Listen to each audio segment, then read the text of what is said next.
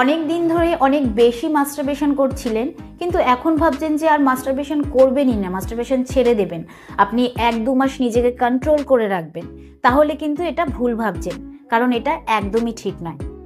যদি আপনি 1 মাস বা 1.5 মাস আপনার বীর্যকে আটকে রাখেন, তাহলে এতদিন ধরে যে আপনি আপনার বীর্যটাকে আটকে রেখেছিলেন, জমিয়ে রেখেছিলেন, সেটা কিন্তু নাইটফল হয়ে বেরিয়ে আসবে, আর এতে কিন্তু কোনো লাভই হবে না। কারণ আপনার বডির প্রসেসিং তো সেরকমই চলবে, কারণ আপনার বডি জানে যে তাকে কতটা স্পাম তৈরি করতে হবে, আর সে সেই হিসেবেই কিন্তু স্পাম তৈরি করতে থাকে। তো যদি আপনি আপনার বীর্যকে বাইরে না বের করেন, তাহলে কিন্তু সে ধীরে ধীরে জমতে থাকবে বডির মধ্যে, আর যখন অনেক হয়ে যাবে তখন নাইটফল হয়ে বেরিয়ে আসবে। তো যদি আপনি নিজেকে কন্ট্রোলে 2 সপ্তাহ রাখেন, 3 সপ্তাহ রাখেন বা 1 মাস রাখেন, সেটা কিন্তু ইম্পর্টেন্ট নয়। ইম্পর্টেন্ট হচ্ছে যে কোনো কাজই জোর করে করা উচিত নয়, যে কোনো জিনিস জোর করে আটকে রাখা একদমই উচিত নয়। দেখুন, আমাদের শরীরের যে কাজ হয় সেটা কিন্তু একটা সিস্টেমে হয়।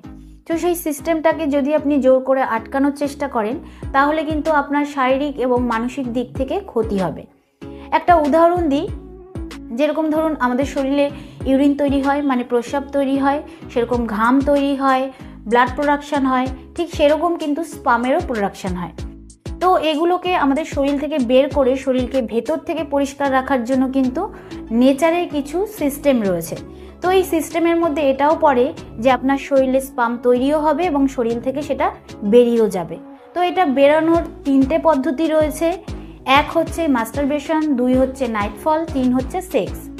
এই 3টের মধ্যে যে কোনো একটাকে যদি আপনি আটকাতে চান, তাহলে কিন্তু আপনার ভেতরে ভেতরে ভয় ফিল হবে, আপনার বডির টেম্পারেচার বেড়ে যাবে, আপনার রাগ হবে, আপনার মুড খারাপ থাকবে, যে কোনো নেশা ছাড়ার সময় যেরকম ফিল হয় ঠিক সেরকম কিন্তু আপনার ফিল হবে।